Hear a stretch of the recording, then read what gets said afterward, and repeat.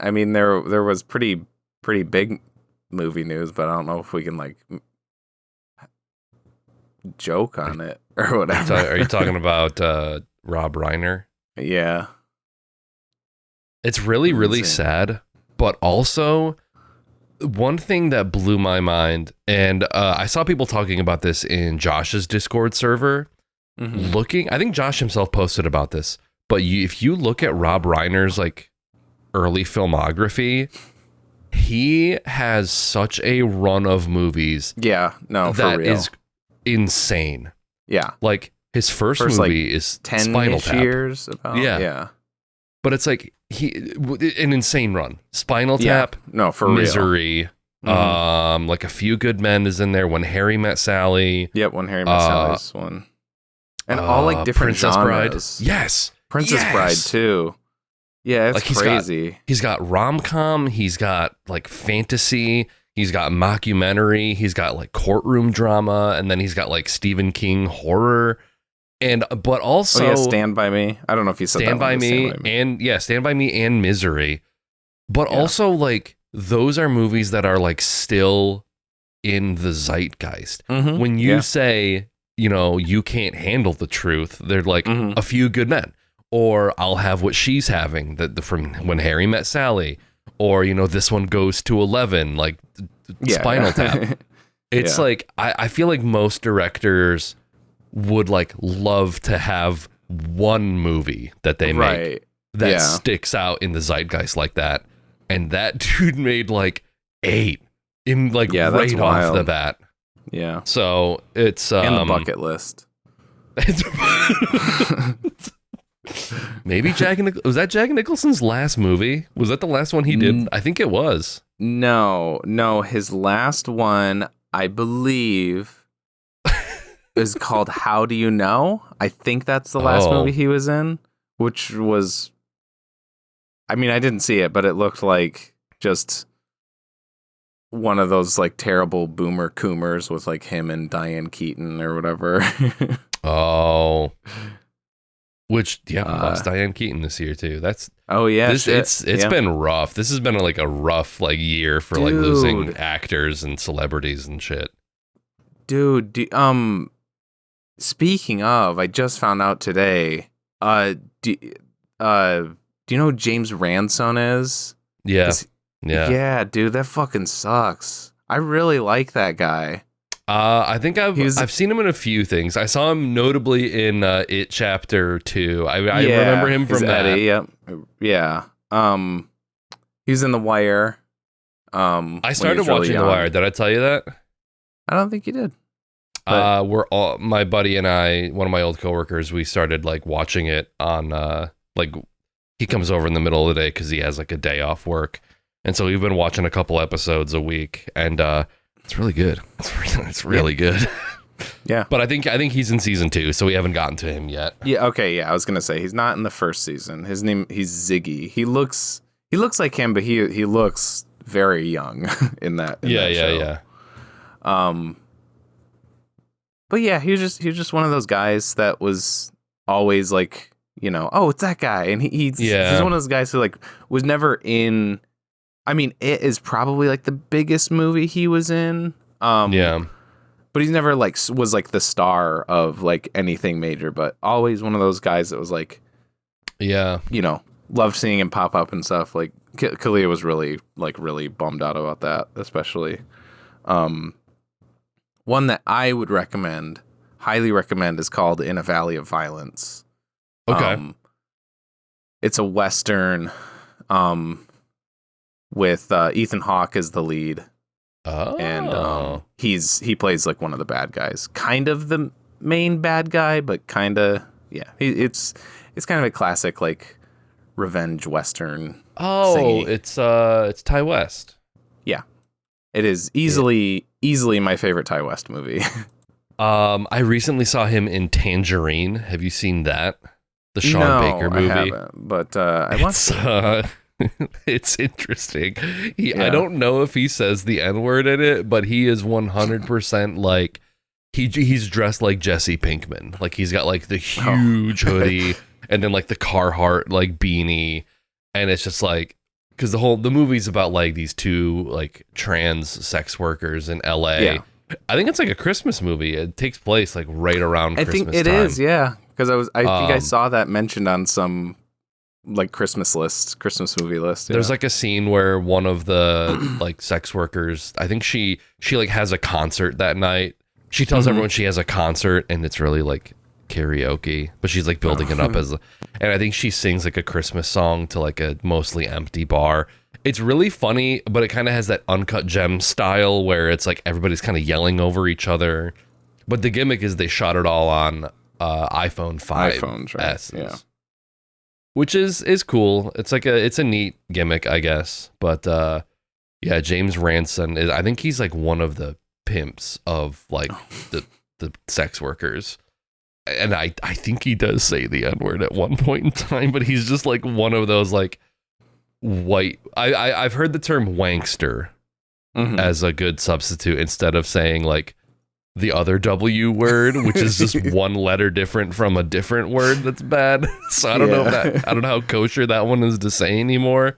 But he's a wankster in that movie for sure, and he's great as that role. Like he kind of has that skinny boy build for him, so it's like, yeah, you're pretty adaptable to being like a pimp. It's a bummer. I guess, hey, on the flip side, Dick Van Dyke made it to 100. That's cool. That's true. That is very true. That's crazy. And like, I saw an interview with him, like a recent interview with him, and he is so like whip smart still. He is so like articulate and just clever and charming and funny. And it's kind of like William Shatner. I feel like we were talking about him the other episode as well, where it's like William Shatner's a guy who's like, I think he's almost pushing 100, and you look at him and he looks good. And like Dick Van Dyke looks pretty good. Yeah. There was like a video I saw of him like doing wrinkles, exercises. Like, yeah. He was like doing like yoga and like showing his workout regimen. He's like, yeah, this is how I stay in shape. And he's like doing shit that I would struggle doing. He's still like that peppy. Yeah. And national treasure. Yeah, for real. He's a real inspiration. Like for real. Yeah. Who else is dead? Well, we talk Tatsuya Nakadai.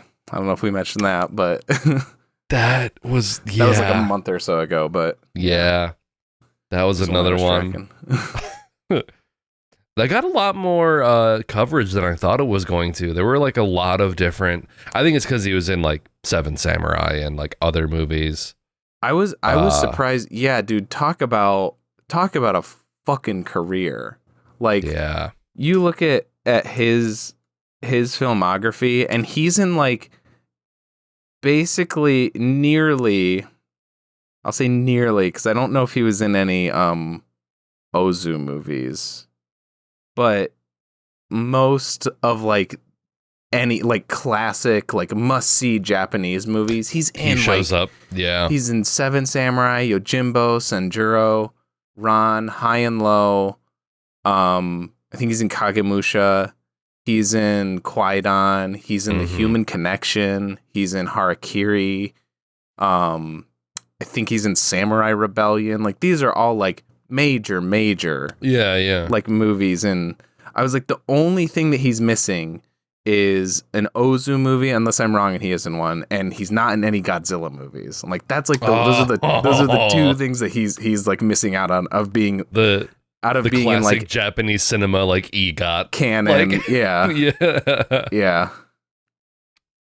No, I love him, and I don't know if it's Sanjuro or Yojimbo, but the whatever movie of those that he's in where he has the gun is like the funniest shit in the world to me. Yeah, he's like wearing Yojimbo. the big. Yeah. He's wearing like the big kimono, but he has his hand sticking out through, and he's just got his gun, and he's like walking, and he looks so smug about having his gun the whole time. I love it. It's face so that funny. He's got on the whole time. Yeah. Wrong old died. So many wrong olds have died when there are so many good olds that should be dead right now. Yeah. Yeah, that's what I was putting down. Yeah. One of these days. One of these days. One of these days, I'm going to be in the news. Speaking of untimely deaths, welcome back to another episode of ThereWillBeDuds, ladies and gents. This is episode 199, and I am your co-host TJ, and with me as always, I am Nick. As always, we watched a movie. That movie this week is SLC Punk. Because there's an exclamation mark. Exclamation point. From 1998, directed by James Marandino. It is a kind of open-ended, look into the life of some punks in SLC, or Salt Lake City. They kind of just like mill about and do stuff. I guess like the biggest through line is the main character of Steve-O, played by Matthew Lillard, is kind of growing disillusionment with the punk subculture, and like he starts to like notice what's the word, like hypocrisies, or just like whole, it's just kind of that, like analyzing other subcultures too, but it is mostly punk. But there's like mods, there's I guess rednecks. Rednecks, yes. Rockers. So yeah, other youth subcultures, but yeah, obviously primarily punk. I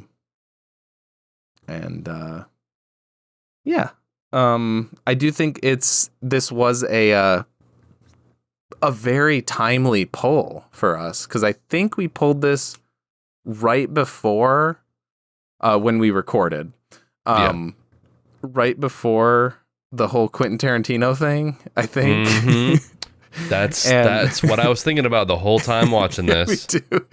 Because I knew that this was this one was always just in my head cataloged as like, this is the movie that people say is like Matthew Lillard's like great role or whatever. And I had seen out of context clips of his like breakdown at the end, where I didn't know. I kind of pieced it together. Because like I had only seen like the close up shot of him breaking down. Yeah. So I didn't know that it was Bob. But like watching the movie, I was kind of like, okay, it's like, who else would it be? That's like the only person he cares about that much. So I kind of was like, process of elimination. I'm like, Bob is probably going to die. So as soon as he like takes the pills and like drinks the whiskey or whatever, I was like, oh, yes, not good. That's it. Matthew Lillard was fucking great in this movie. This is 100% agree. I thought this was this is like a role like made for him. Like, yes, he's like so fitting for the role. I'm kind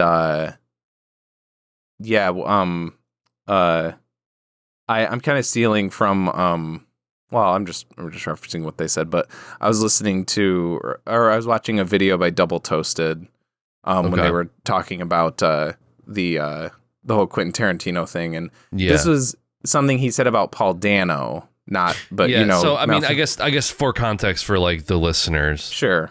Quentin Tarantino, for whatever reason, instead of making his last movie, has been doing like a bunch of interviews or some shit, or coming off like a real old head, like loser.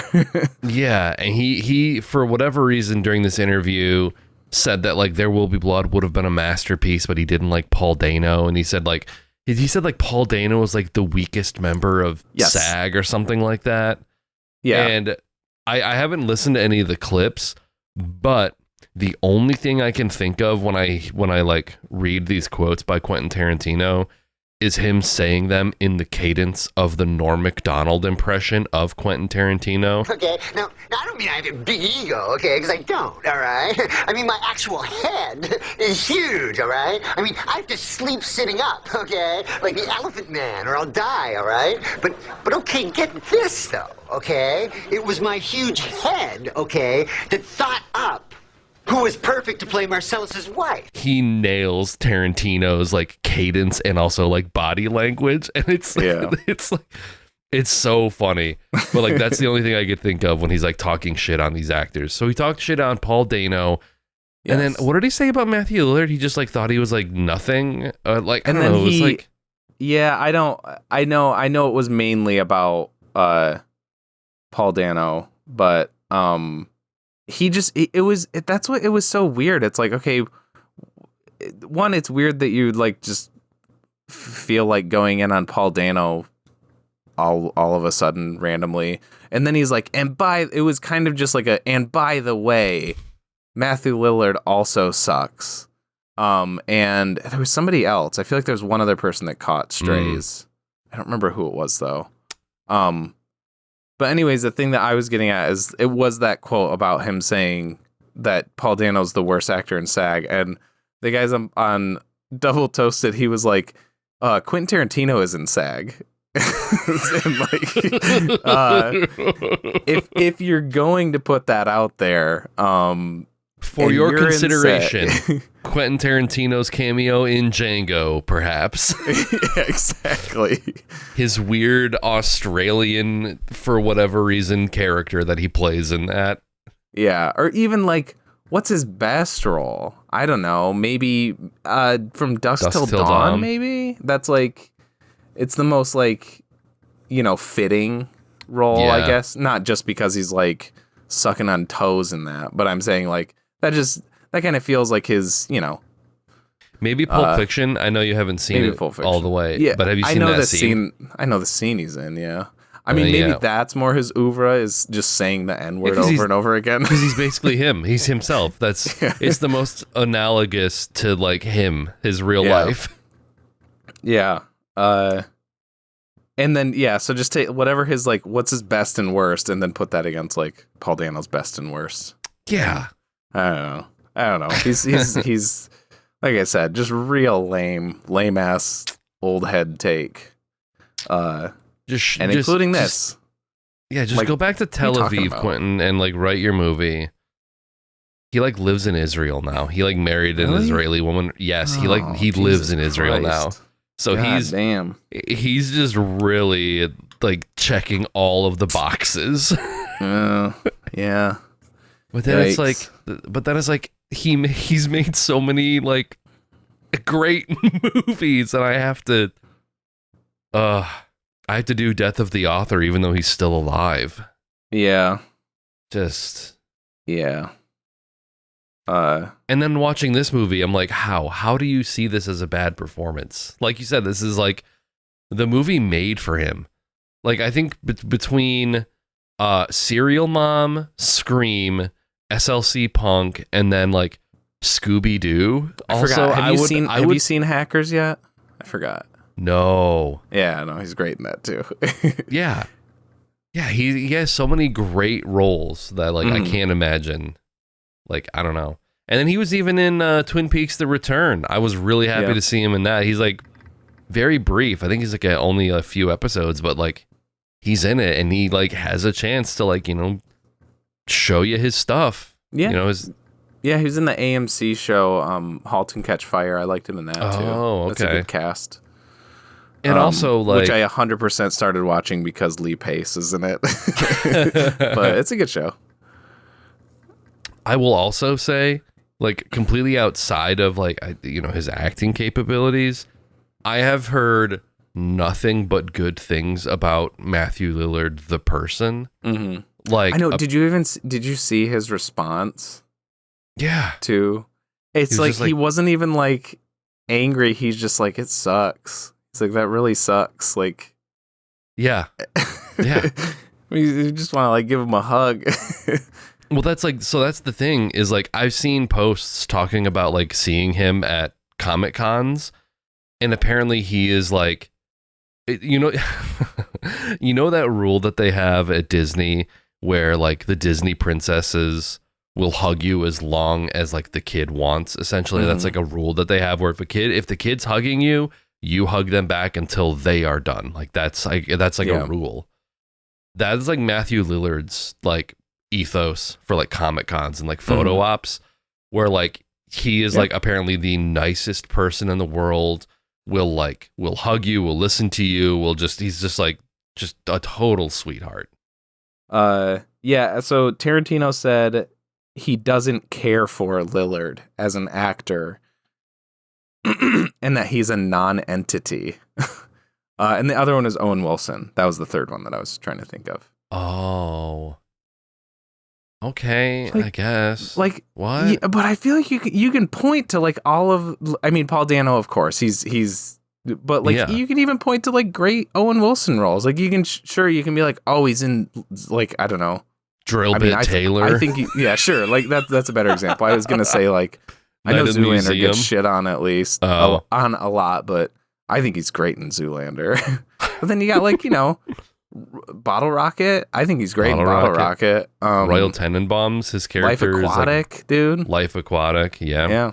I like the his performance in Darjeeling Limited. There's like a very like quiet sadness to his character in Darjeeling Limited with like him and like Adrian Brody like trying to get his brothers together. Like he's got the chops, I would say. Like I mean, he has a funny voice, I guess, but yeah. But again, Tarantino doesn't. Yeah, no, for real. Yeah.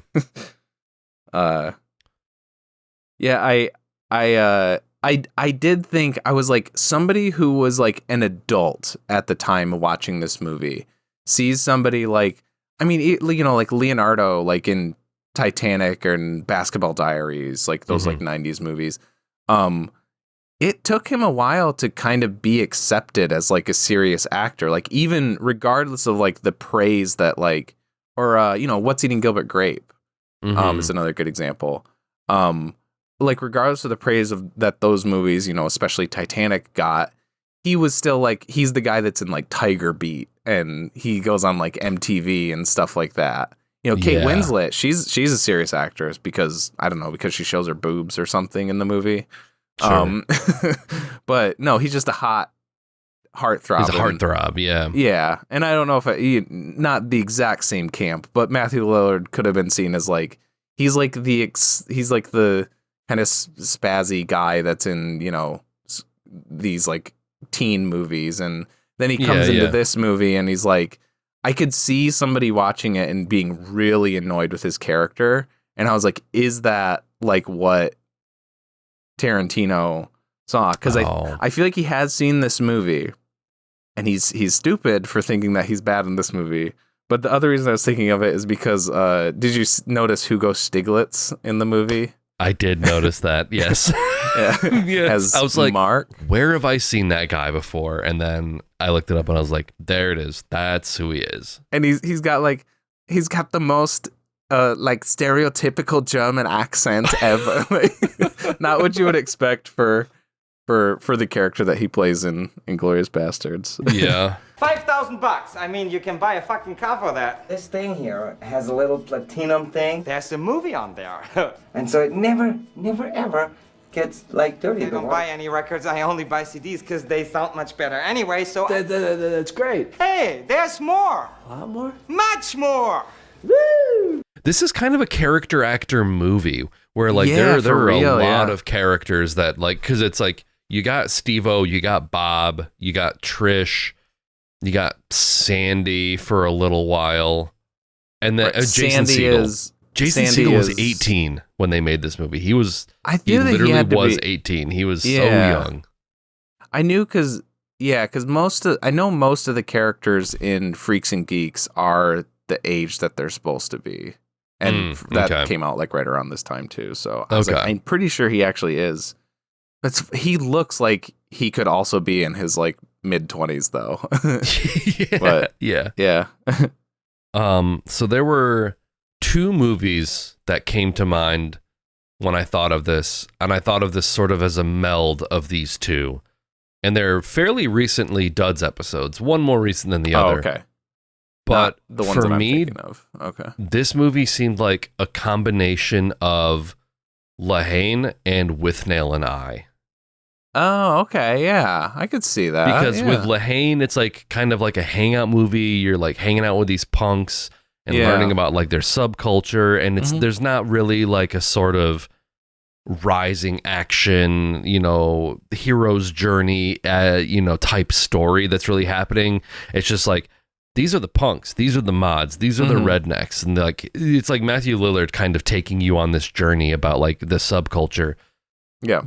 And then the With Nail and I aspect is the relationship between Steve-O and Bob, which obviously, for sure. Obviously in With Nail and I, one of the characters doesn't like die, but with this, like I see Steve-O as like, I think he's like the titular I in With Nail and I, who's the one that eventually like realizes that he has to grow up and move on, and he can't just like live in a decrepit apartment for the rest of his life.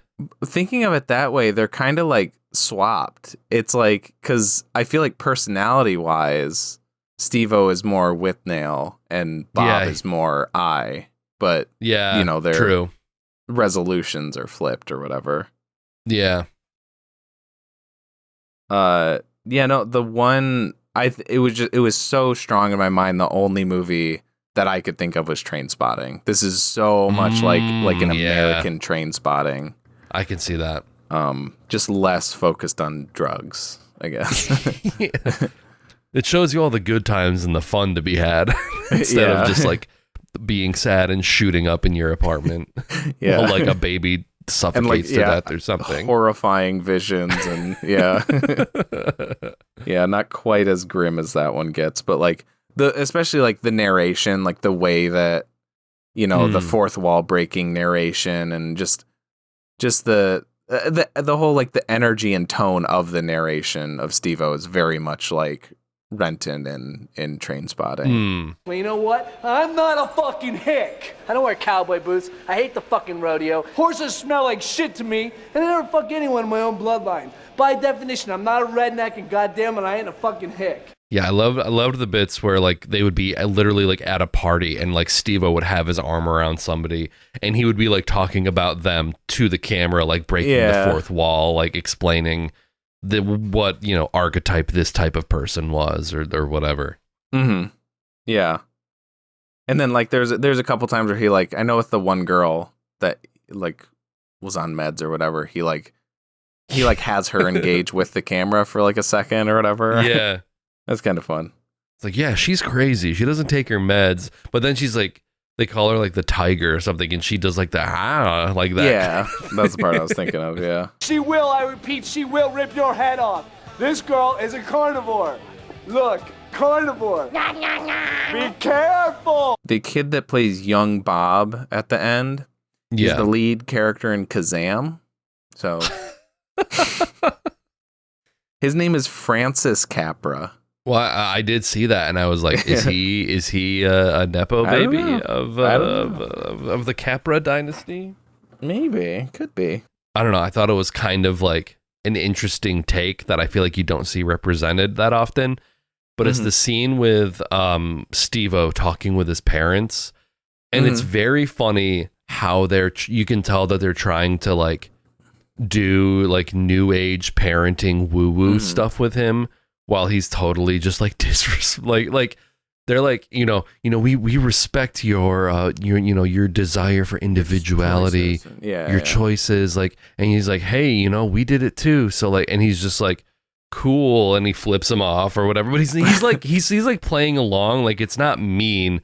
Like I'm a badass punk and I hate you, but he's just like being very, very glib with them.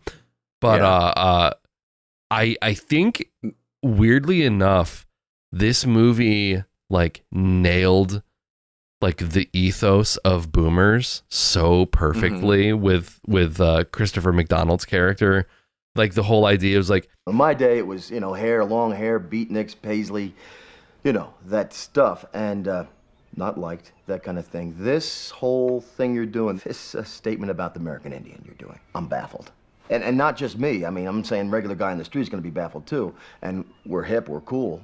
It's just those guys on the East Coast are never going to get it, with the... They're not going to get this in New York, you know what I'm saying? Oh, Jesus, darling, we sound like our parents. Yeah.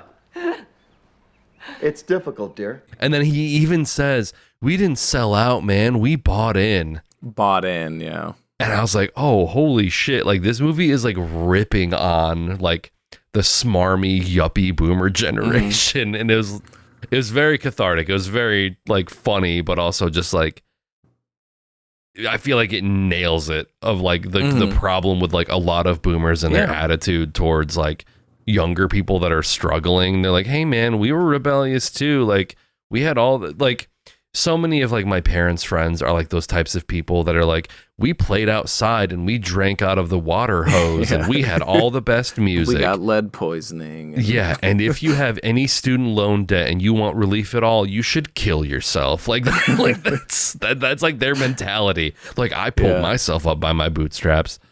But also, I think Christopher McDonald doing it, he naturally kind of has like a shit-eating, smarmy face, like to begin he's with. Really well casted for it. Yeah, so it's like perfect that he's like the sellout dad. yeah. And then when Steve-O like leaves, they're like, he's a real son of a bitch, and he's like, yeah, he'll make a great lawyer. yeah. But that does kind of roll into like what I was gonna say, because I was gonna talk about how much I liked the relationship between Steve-O and his dad, because like you get that, but then later he like goes to have like lunch with him, and like I love seeing that, like, you know, they are at odds, but I was totally expecting it to be like, oh, he's gonna have lunch with his dad, and his dad's gonna want him to go to school, and he's gonna blow up and be like, no, fuck you, I'm a punk, blah blah blah. But like, there's like a little, you know, there's pushback, and he's like, I'm not gonna go to school, but he does like think about it, and like and they're ribbing each other, but like his dad is never, you know, he never like gets angry at him. Really, yeah. He just kind of like they're very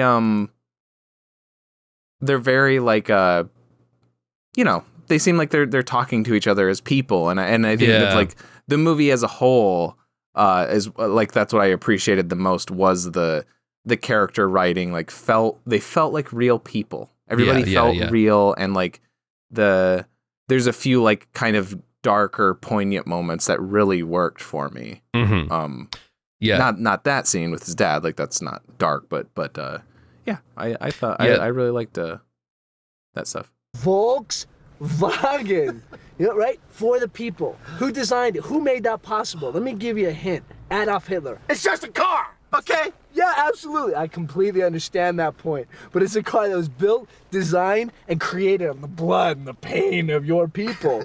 Let me take you to lunch. Okay. That scene at the restaurant could have like very easily turned into like a Twisted Sister music video, where it's like, you don't get me, Dad, and he's like, you're gonna go to school, and then Dee Snider shows up and like stomps on the table, and then it's like, we're not gonna take it, you know. It easily could have like been one of those type deals. But it reminded me of the relationship with in Twin Peaks with Bobby and his dad, Garland Briggs. Because like Bobby is like that type of like shithead to his dad, and is just like really obnoxious and mean and condescending. And like there's that really great scene with Briggs and Bobby at like the diner, where like Briggs has this like heart to heart with Bobby. And I remember I think there's like a story that the actor has told about that scene, where it's like he could have played it like sarcastic and mean, but instead he like he chose to have like Bobby like finally like understand his father. And I think the scene is all the more better for that. Like there's like a shot of like Bobby with like his eyes welling up with tears, and it's like, it's great. It's so great. And it's like, I love that kind of shit where it subverts like what you think like, oh, the punk kid's gonna do. So I thought the relationship with Steve-O and his dad was great, where he's like, look, you don't have to go to school, I understand, but also like, you're smart and you did good. He's like, I think even then Steve-O's like lying. He's like, well, I cheated, Dad. And he's like, oh, but then it's like, he didn't cheat. He's just smart, you know? Yeah. And I think like the whole like the main drive of the movie that I mentioned before, that like it's about him seeing the cracks in the like subcultures, and that also felt very natural about like how like I wasn't a punk, but I don't even know what subculture I would put myself into. I was a real independent. Like when I've gone off track, but when Summer Phoenix was like talking about, she points out like, you know, if you're a real, like, you say you're like a rebel and you don't care, but like, you know, you put effort into like dyeing your hair, and like that's a style, that's effort. And I was like, yeah, I never gave a shit. I didn't do anything. So yes, that makes me a real independent. I'm vindicated once again. But anyways, like whatever it was, like just the general apathy that like you have as a teenager. It's you know, you realize that you should start just maturity, you know, just like realizing like how and when and why you need to grow up. You know, that feels universal, and I like the way that it's done in the movie. Again, like it's very good at like it all feels very like real and natural in that way. Yeah, I think she also says in that scene where she's just like, yeah, like you're dyeing your hair and you're wearing the same clothes, and isn't that kind of like a uniform? And she's like, if you want to be a punk, like you should. It's like it's already in. It's like it's almost like it's innate to you. It's like it's like thoughts and feelings, and it's not like, you know, I dress a certain way, therefore I am. Like the whole punk movement is more of like, it should be, I guess, more of an ethos than just like a fashion trend. A look, which is funny because he does comment on that earlier on in the movie when they're talking about like the European, like UK punk fans. And he's like making fun of like their British accents. And he's like, yeah, I met a couple of punks at the mall and they said like, God save the UK or something like that. And he's like, what does that mean? We're in America. Who cares about that?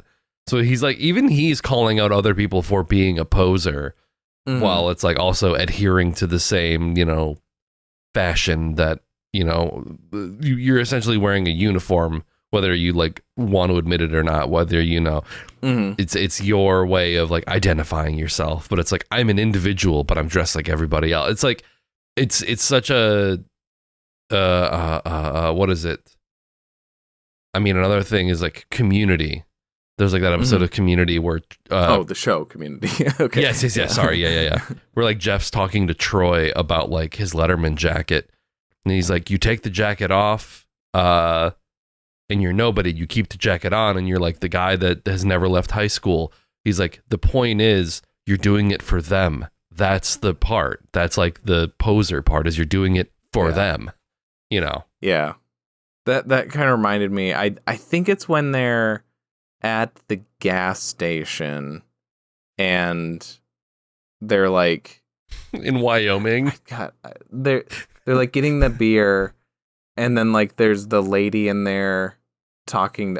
They're just like questioning. They're like, because I think they go in there and at first they're like, yeah, we're from Europe, because they're like, what the hell are you guys? Like, yeah, we're from Europe, and then like another comment on conservatism or like boomers is like, somebody mentions like the Nazis and they're like casually downplaying like Nazis, like, well, they weren't really fascists. Yeah. It's something along those lines. I can't remember. The seeds were planted. Like, damn, that feels very, very accurate. Which is funny because boomers are also like the most reverent to World War II people like of all time. I know. They love that shit. Like they watch all. Do you think that's why they watch all those documentaries? It's not because of like D-Day. They're like, damn, the Eagle's Nest looks so cool. Like, yeah, probably. They're like, I want to get boots like that. Those boots are cool. Yeah, like, they had style. Yeah,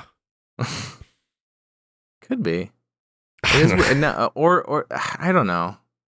It's how stupid can people be that they're like, well, you can't be nah, we killed. We know Hitler's dead. There's no more Nazis. So we don't wear the same suits, and there's no swastikas. So it's different. Except sometimes there is swastikas. Still.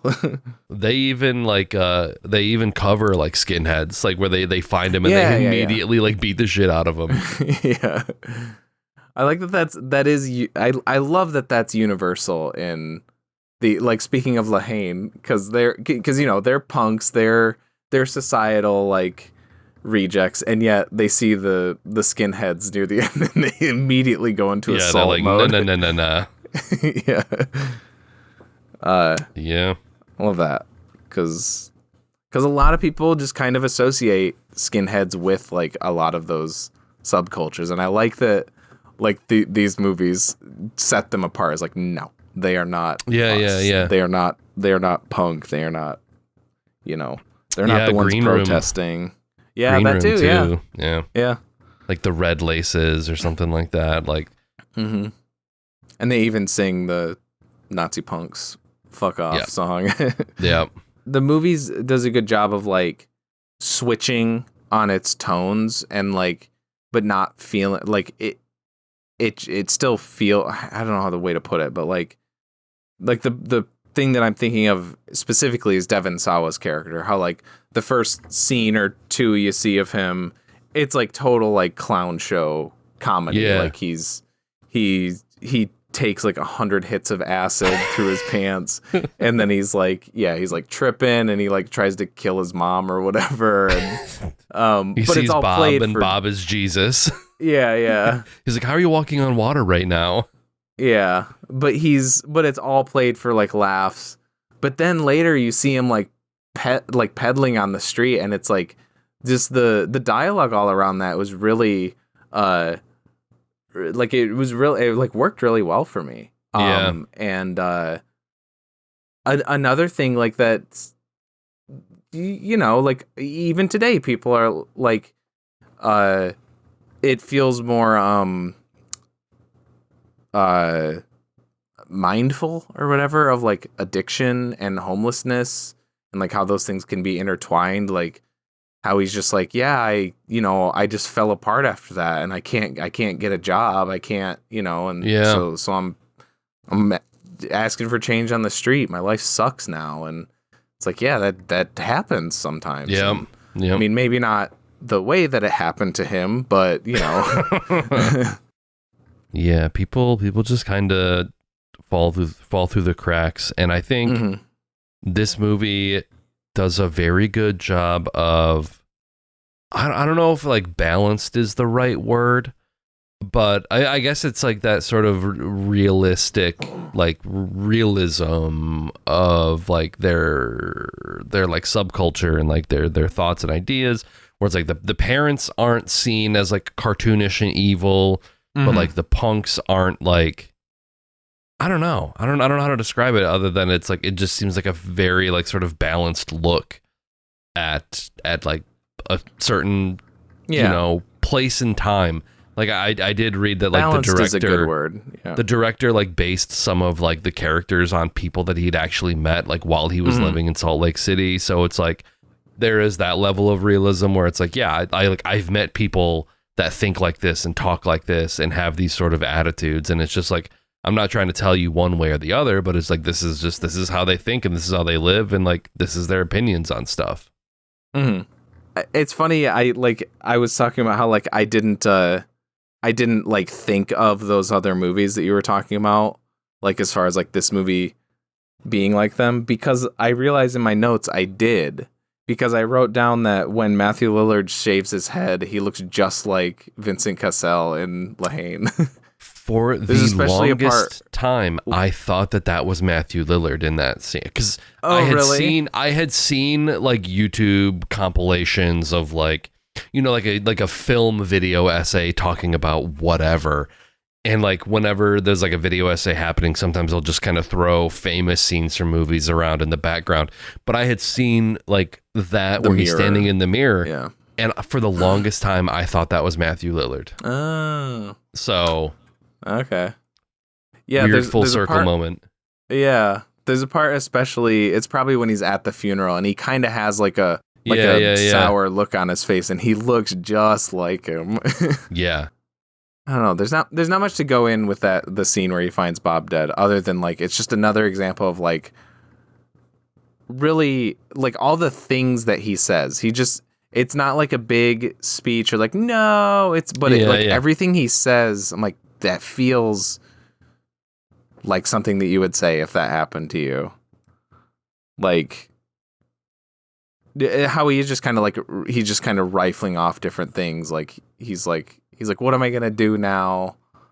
Like, I don't have any friends. Like he just kind of just like going on about different stuff. And then of course the only posers die, you fucking idiot. It's like out of context, it's kind of a funny line, but it really hits like in a weird way. When it seems like it should just be kind of silly. Yeah, it's like it's funny, but also like there's like that sense of sarcasm, but also it's like I'm sad about this thing. It's like it's almost like this was like a fun thing that we did, and you weren't supposed to like this thing that we do isn't supposed to kill us eventually. Like it's almost like an understanding that like this is like a phase of our lives. Yeah.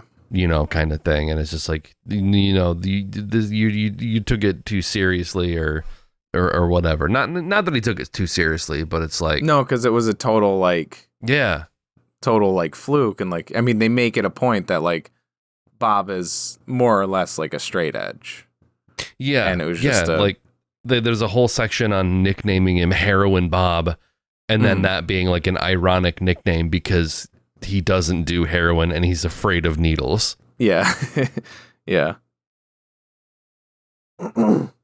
I also thought that the Rush commentary was like spot on. I don't remember exactly what he says, but he's like, you're listening to this garbage. He's like, oh, the drums are impeccable and the vocals of Geddy Lee are so fitting for this. I don't know, like.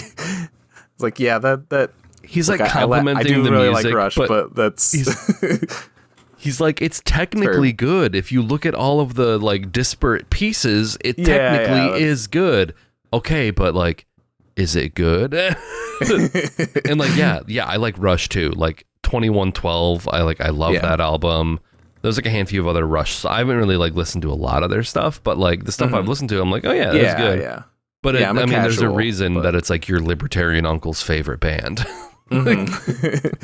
Yeah. Rush is a very good band. Their music is very complex and the perfection. Listen, I'm not saying they're not talented at all. And yeah, they rock, but it's not the only music out there, I've got a John Denver record.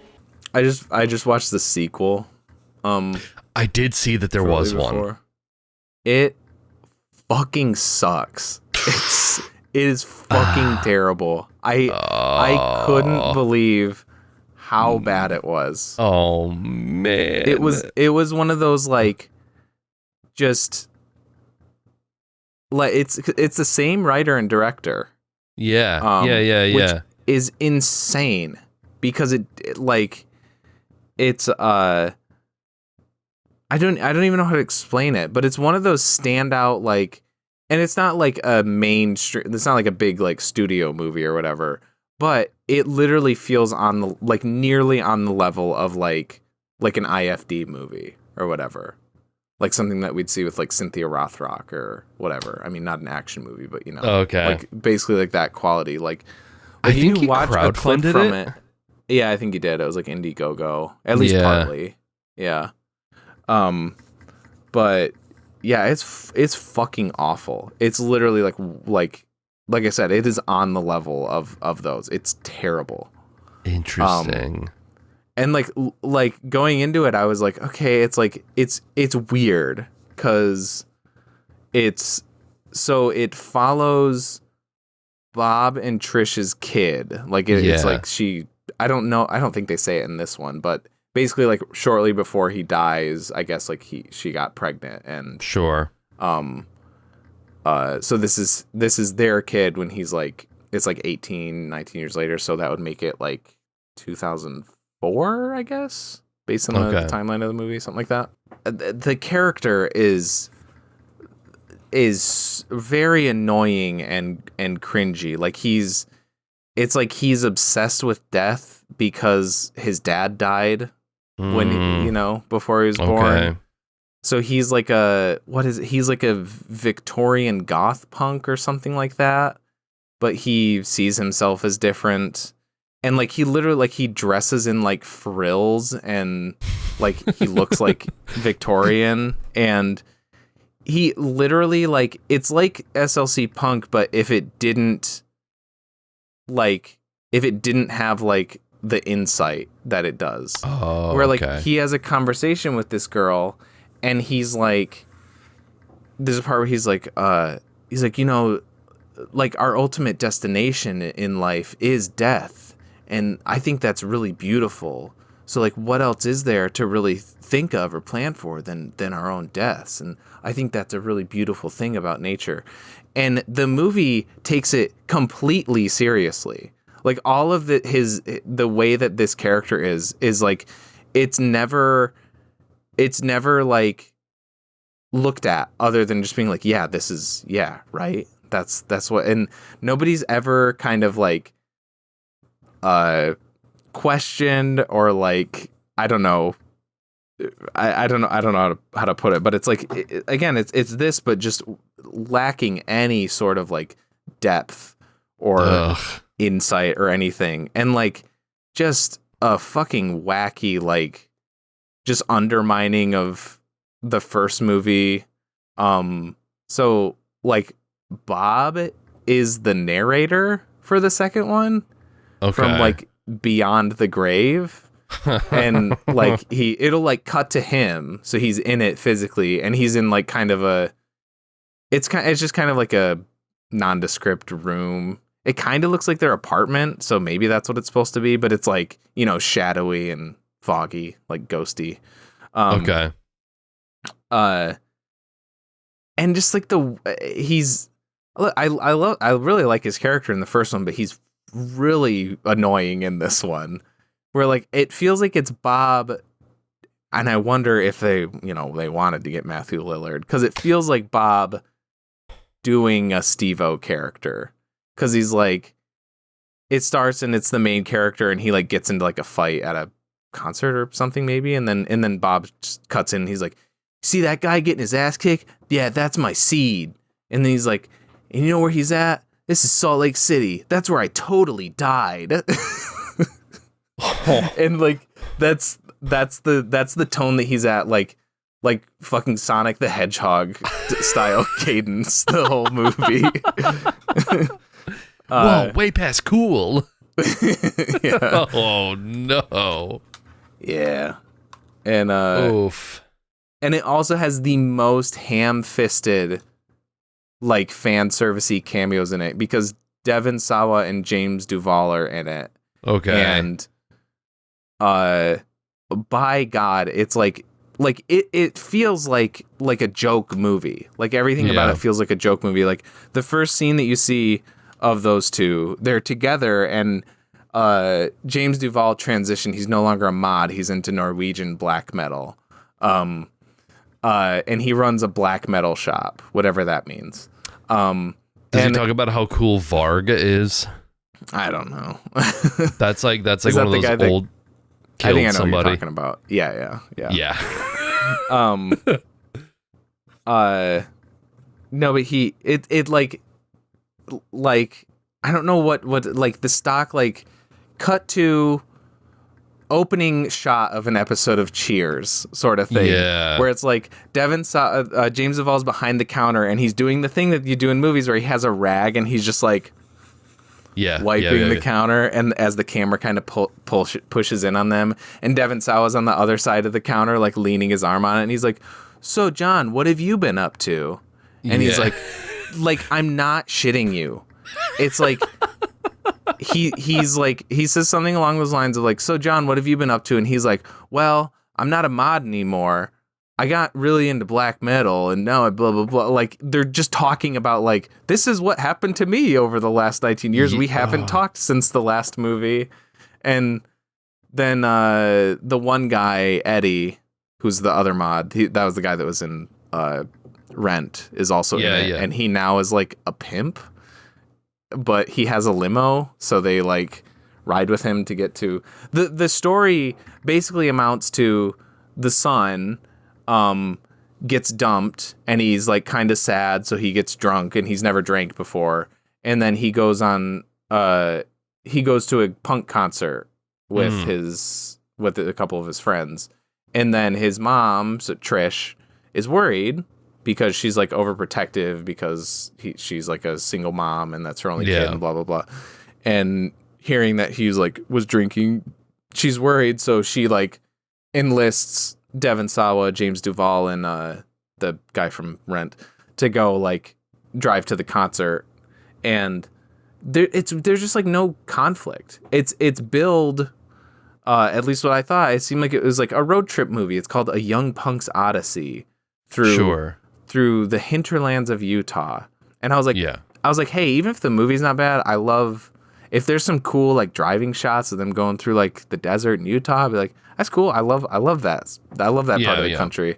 So I was like, maybe there'll be some cool like vistas and that kind of stuff. But no, it's like, it feels like they drive around the neighborhoods outside of Salt Lake City, and like that's it. Like there's no sense of adventure, or they don't hit roadblocks, or it's not like how you like the normal fare of like road trip movies where it's like, oh, we got to get to the show, but our car broke down and now we got to hitch like a ride with these weird guys, and you know, it's literally just like, I think their car does break down in a scene, but then they fix it immediately, and then like they give a guy a ride for a little bit, and they do shrooms, and it's the lamest. You got to do like the fear and loathing you've ever seen. Yeah, but except just have them talk a lot. I don't know. It's completely insane that it's the same guy, because it has none of the nuance or like anything. It sounds like even like the style, because like the style of SLC Punk is also like pretty good. Like it's trying to. Like the sequel is trying to have that style. Yeah, like like the snappy editing and like the fun like sound effects or whatever. Yeah. Or like the breaking the fourth wall. But it's like, I mean, it sounds like it's missing from Bob. Yeah. It sounds like it's missing the secret sauce, which is Matthew Lillard, and maybe Lillard was maybe he was like given an advanced script and he was like, I'm gonna pass on that. Yeah. I did see somebody on Letterboxd said like, it's like, if you're wondering why Matthew Lillard isn't in SLC Punk 2, just watch SLC Punk 2. Like, yeah. Then the movie basically boils down to like, the one kid goes to a punk concert, his mom's worried because she's overbearing, and then they pull him out of the punk concert, and she's like, I'm worried about you, and then he's like, well, you don't have to be, I'm an adult now, and then she's like, okay, and that's it. Like, there's not really much conflict. It ends with, I guess the idea is that it's like, it's trying to be kind of heavy with like, oh, I guess I'm overprotective because Bob left me with you and I don't want to let him go. If I let you go, that's like I'm letting his memory go. And then it's like, well, you just got to let me be my own person. She's like, yeah, I guess you're right. And then, they like hug and walk away or whatever. And then it cuts back to Bob, because he's the narrator, and he closes out the movie and he's like, it's such a weird, like literally there's that. And then it's such a super abrupt ending. It just cuts back to Bob and he's like, yeah, that's great. They all moved on with their lives, but I'm still dead. So fuck you. And then it ends. Like, what does that mean? Yeah, you are dead. That's sad. Like, what am I supposed to feel with that ending? It's really weird. It's punk, right? It's punk rock. I guess so. I think it's just like they wanted to have him like, yeah, we want to end it with him saying fuck you or like something like that, because that's cool. Wait, you're saying this movie's bad, but also I see that Machine Gun Kelly is in it, so like I don't understand how it's bad. That was the funny thing, is like going into it, I was like, I'm curious. It's got a lot of the guys from the original one, but I was like, oh, but Machine Gun Kelly's in it. He is at the bottom of my list of complaints. Like, he is. That's crazy. Absolutely fine. he is, compared to all the other issues in this movie, he's nothing. Like he's whatever. Yeah. Where I thought going into it, I was like, he's going to suck and he's really going to bring this movie down. But yeah, he's okay. You know, weird. He's one of the least offensive parts about it. I was honestly more upset by the inclusion of like the older characters because of how like badly they were put in there. Like Devon Sawa, he's just miraculously, like if you go on the Wikipedia, it even says he incredibly was able to, like it says like incredibly or like miraculously was able to like clean himself up, and he works for like the state Senate office now. And it's literally like again, like, you know, it's sad. Like, I guess it's nice to see, you know, in reality, you don't want that to happen to somebody, but like, right. His character served its purpose in the first movie. He's not supposed to have a happy ending. Right. But that's the point. So you're just like taking that back so that he can just be in this movie and just be like one of the more level-headed, like he's the one who talks to Trish at the end and is like, you need to let him be his own person and blah, blah, blah. And it's like, yeah, he works for the state Senate office, but he's still a punk. So he's in like a suit, but he's still wearing like the big oversized gloves, like just around town. And I'm like, he wouldn't be working. Like he looks like a handicapped person. Like that's what he looks like in this movie. He doesn't look like somebody.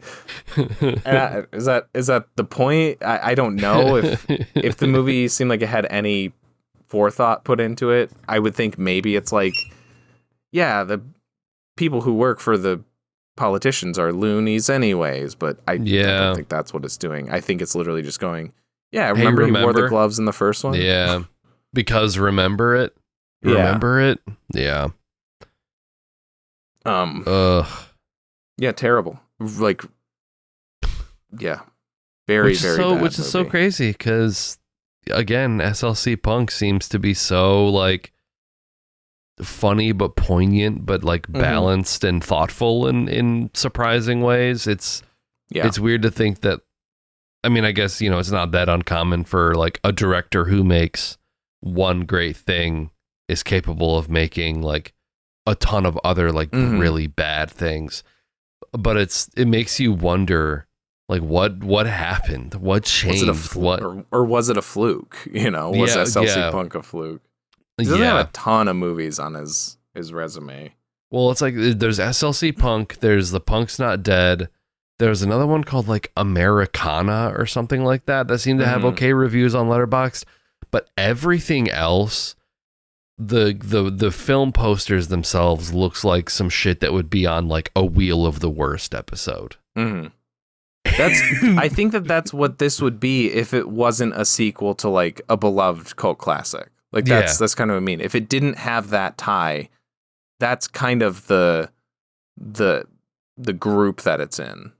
Yeah. Is that low. And like, I mean, the fact that like he had to get this like crowdfunded even shows that, like he obviously like he wasn't like, he's not a movie guy primarily. If he needed like, he can't just like go to like a studio and like, hey, here's my pitch, like give me funding for this movie, because it's like, hey, maybe this could have had some more you know, hands on the ball, some more editors, some more like script supervisors. You know, I'm all for directors, you know, having their own vision and like basically having final cut and final say.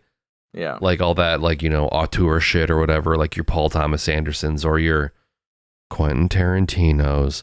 But it's like, you know, maybe this guy could have used just, like a team of people to like punch up the script a little bit and be like, hey, this is bad. Yeah. Yeah, maybe. Yeah. Because it's especially bad. Like I was trying to think of other like Like Dumb and Dumber 2 is better than this. Like it's way better than this, and that's not a good movie. Doesn't that not even have the original cast in it? No, it does. Yeah, they're both in it. You're thinking of Dumb and Dumberer. Yes. The one with Vaughn from Community. No, Dumb and Dumberer. I was comparing it to that because that was like a decades later sequel. Okay. Because that was like 20 years after, but that's the same. It's Jim Carrey and Jeff Daniels. Oh, I see. Dumb and Dumber 2, but it's T-O instead of T-W. Oh, okay. Yes. I remember this now. One of the most infuriating movies I've seen in a while. I mean, hey, it's not one of those sequels at the very least where you're just like, it was bad, and I have no thoughts about it. It inspired something in you, I guess. Sure, None of it was good, but yeah, you got a lot of thoughts about it. Oh no, somehow he must have put, because again, if you like watch a trailer or something, you'll see what I mean. Like just the film quality, like it looks shit. It does not look like professional. Like it looks like that. It looks like it was made for like YouTube Red or something like that. If that even.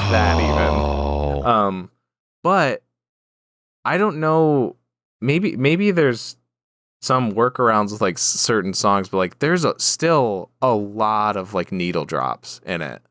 Yeah. Because he uses like near the end he uses Life on Mars. Like that. I'm like that can't be cheap.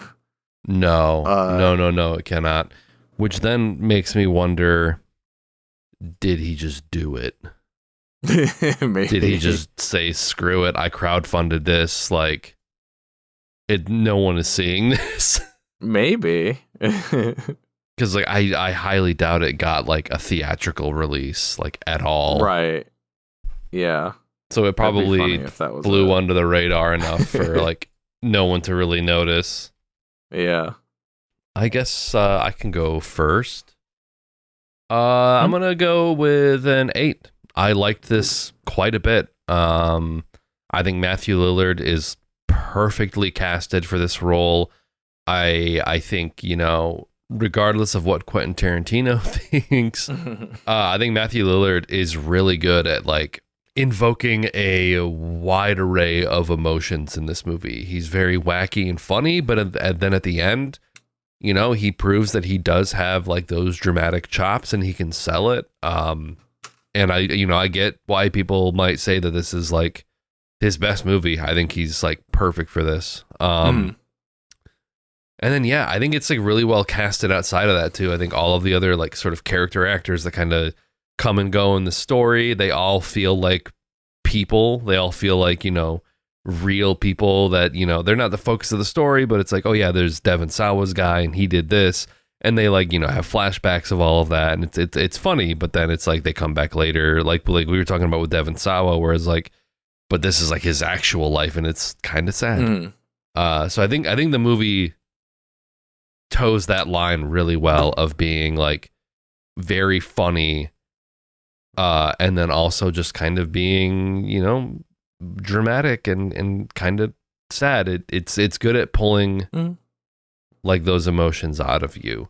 And like, again, like I said, Lahane and like With Nail and I, like the ending of With Nail and I, when he decides that he has to like leave his friend and, kind of go down the path of the straight and narrow. I kind of felt that with Matthew Lillard's character, where it's just like, it sucks to realize, you can't be a 21-year-old punk forever and you have to grow up eventually. So I thought it was great. That's an 8 for me. I'm going with a strong 7, a really strong 7. Like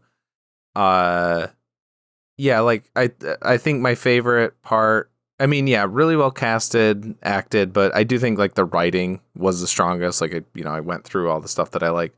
And I think like watching it, I was teetering. And I think what's holding me back from going higher is that like, I think he's a great writer. I don't think he's as great. Like he's good, but I don't think he's like, I didn't have as much to like praise about the directing itself. Where like, I think like the editing and like I like the manic nature of the movie. Like I think that's all good, but like I'm thinking of like the scenes themselves felt like they were shot mostly pretty basically, just like one shot, two shot, one shot, two shot. Okay. There wasn't a lot of like fun, interesting visuals in that sense or whatever. Okay. And I think that's kind of what, so like visually it wasn't as engaging to me. And I think that's kind of what's like pulling me back just a little bit. Okay. But I still liked the rest of it enough to say that it's still a pretty strong 7. I had a really, really good time hanging with some punkers. Yeah. Do you have anything for Post? Have you seen the Phoenician Scheme? No. No. Okay. No, I saw your Letterboxd review for it. Yeah. I mean, I've been meaning to. Because I haven't seen. No, I think that's the only one I haven't seen. I saw The French Dispatch and I saw Asteroid City. Yeah. I haven't seen that still, but I liked Asteroid City. Yeah. I've For heard the most part. that one's. I kind of want to. I know it's like I like that it's like about aliens or whatever. Yeah. This seems the kind location's of fun. It's like in the desert, but it's still like kind of colorful. Mm-hmm. There is a weird, because I think Asteroid City. What is that rated? So okay, this is why I thought it was weird, because Asteroid City is PG-13, but you see full frontal Scarlett Johansson for like 2 seconds. Oh. There's like so like they're all like living in trailers, kind of in this like desert town, and like her and Jason Schwartzman's character kind of have like a romantic thing, but there's like a scene where she's in her trailer and he's in his trailer, and they're kind of talking to each other across the trailers, and like she gets out of the shower, and there's like a scene where it's one of those scenes where it's like the camera is like here and you see the mirror, and then you see her reflection in the mirror, and she like drops her towel, and you see her in the mirror, and it's like you see full frontal Scarlett Johansson for like, and I'm like, and it's so like brief and like sudden. I was like, and then it cuts away like really quickly, but I'm like, what is this movie rated? Because that's probably some dumb like MPAA rules where it's like, it's a reflection, it's not a direct sight, so it's not real nudity, even though it is. Right. I don't know. But compared to the last few that I've seen, Phoenician Scheme is definitely better. It's not it's not that, early Anderson where he had that streak of like, basically just gold. Gold or silver. I don't know. I'm trying to think if there's any. I don't know. Not counting Moonrise Kingdom up to Budapest. I basically like very much like everything he did up to that point. Do you dislike Moonrise Kingdom? Yeah, it's just like I think it's very mid. That was I remember that being the first one that I saw of his that I was just like, not for me. Yeah. I've only seen a lot of his later ones like once, but the Bottle Rocket, I like Bottle Rocket quite a bit. Yep. But Royal Tenenbaums. No, it's like Rushmore, Royal Tenenbaums, Zissou, Life Aquatic, Darjeeling Limited. Fantastic Mr. Fox. Yeah, true. That run, like right there, is like insane. Yeah. So it's not there, and it's not Budapest, because I love Budapest too. Yeah. But it's the next best after that, Okay. And it's definitely not like after Isle of Dogs. I was like, I like that, but I don't know. You need to see it again. And then French Dispatch, I was like I think I liked one of the segments. Like one of the vignettes. Yeah, and the rest was like, I'm pretty sure some of them I thought was just like bad. Like just outright bad. And then I did like the shorts that he made for Netflix. So I like those ones. Oh, but yeah, still, I never saw those. Still more just from like the technical rather than like actually enjoying them. Whereas like Phoenician Scheme is funny. I was very glad to like I was laughing pretty hard at multiple points in this movie. That's good. From the jump, I know that you'd like it because there are just random sudden moments of like extreme violence. that's my shit. Because well, like so Benicio del Toro's the lead and he's great. Benicio del Toro is awesome in this movie. He's like this rich guy. Honestly, I don't fully know what the movie is about, like what the story is. But he's like some rich guy who like owns some company and he's like a mover and a shaker. Like it says that he's so influential that he like influences like wars and governments. That's how powerful he is. So he constantly has people trying to kill him. So there's like he always uses a private plane to travel, and like maybe every single time or nearly every single time he uses a private plane, it crashes because like the pilots get killed or like a bomb goes off that tries to kill him. And he's just, of course, he's like so casual about it, and like it's become commonplace where he's just like, "Yep, another one."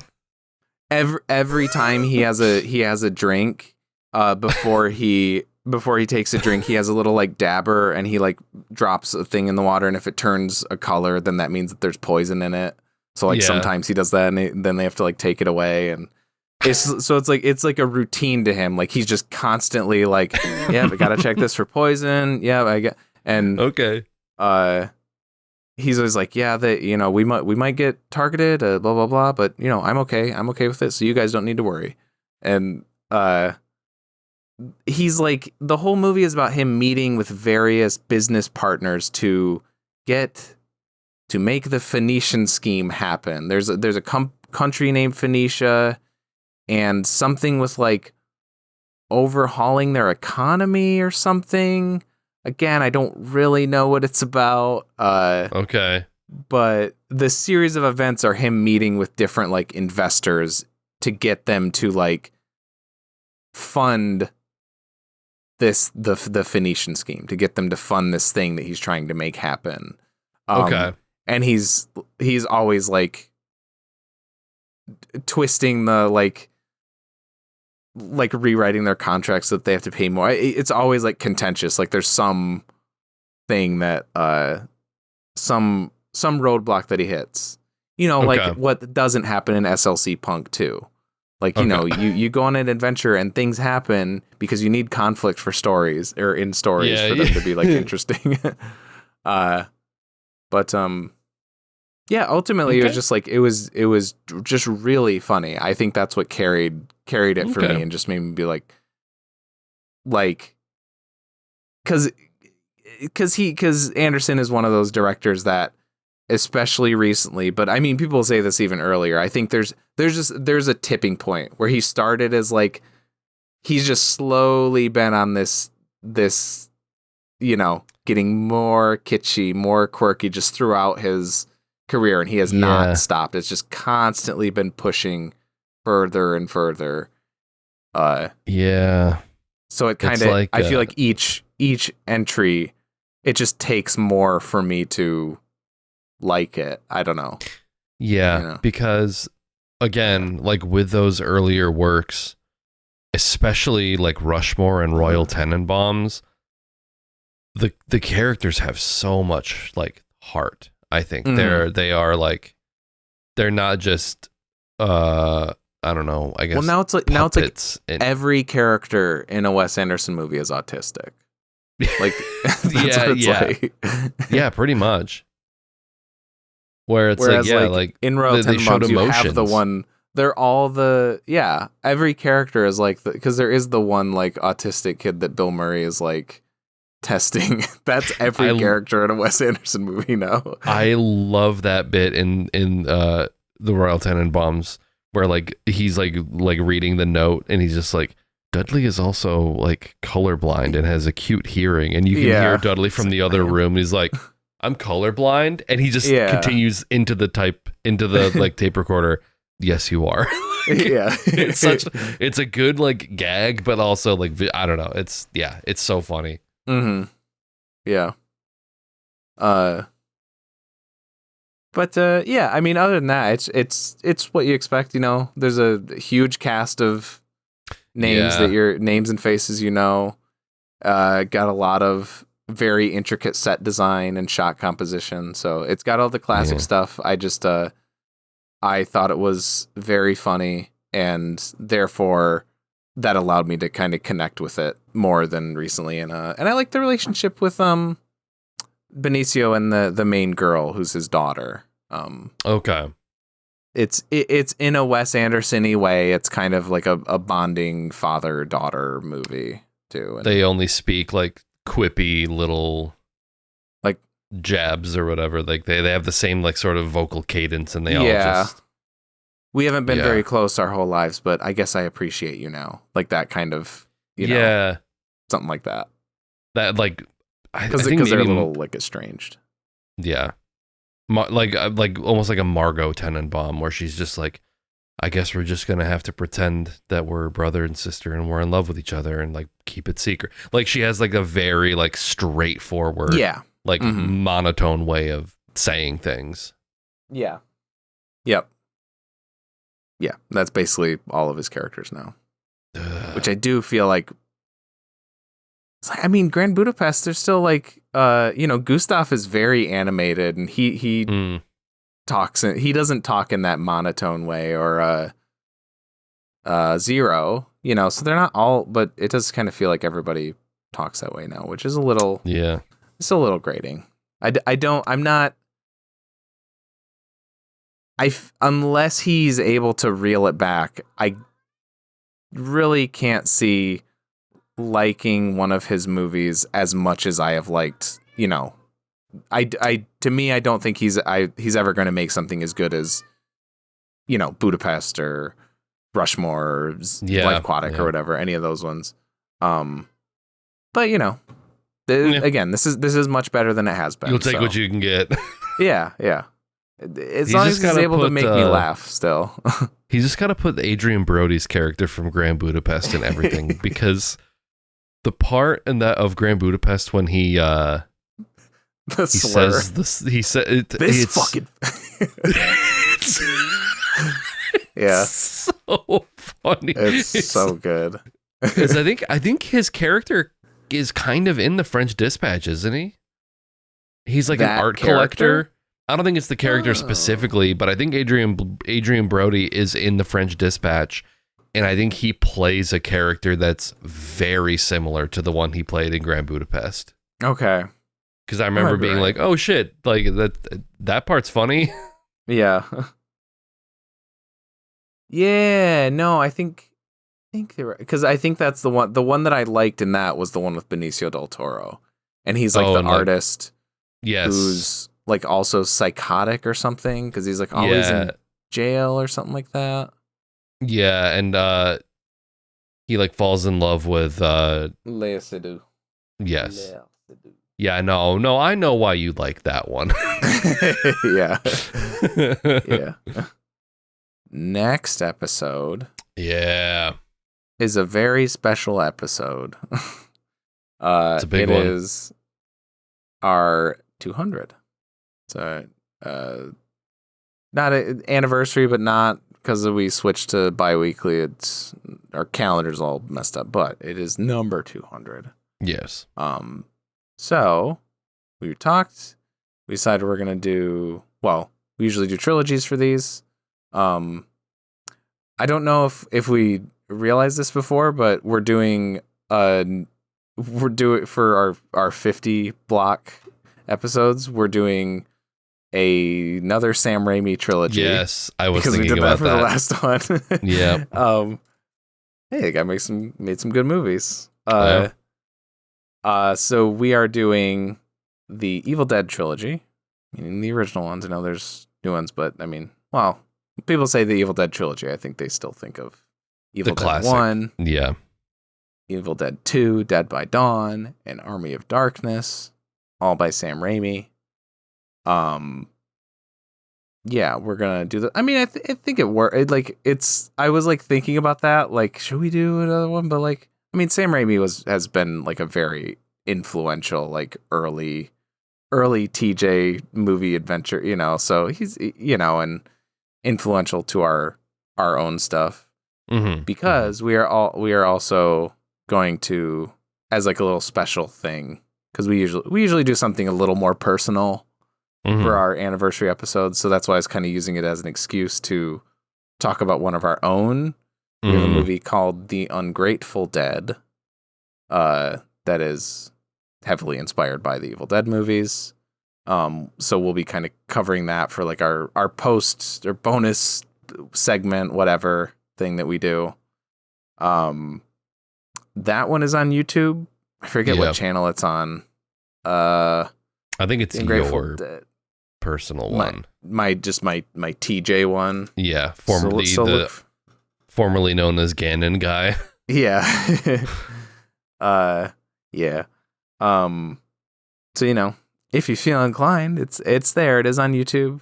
Free. It's you're gonna have to look for like the Ungrateful Dead movie TJ because it has like a couple hundred views, if that. So it's not gonna, hopefully you can find it. It's not hitting your algorithm like anytime soon. Yeah. So watch those. Oh, and it's like 42 minutes, 43 minutes, something like that. So look for something like that length. So watch those 4 movies, the Evil Dead trilogy and Ungrateful Dead, directed by T.J. Taylor and Nick Lancaster. We did it. Yes, we did it. 2009 or no, 2010 technically, I think is when it was released. I think that was the release of 2010. Watch those before the next episode. And these episodes come out on Wednesdays at 7 p.m. EST on YouTube in video form, as well as Spotify, Apple Podcasts, and more in audio form. Give us a follow. Give us a comment. Let us know what you're thinking. With all that said, fuck America. I'm TJ. As always. As soon as he said that at the beginning of the movie, I was like, that's it. That's my sign off. Oh, shit. Hold on. Man, I always forget to look up the quotes on the IMDb because there's so many good ones that I was like all about. Well, maybe you're just a poser then. Yeah, well, yeah. And as always, only posers die, you fucking idiot. And I'm Nick. Yeah. And Nazi punks fuck off. That's what I was gonna say. I was like, do they say that on that one? But you know what? Who cares? Who cares?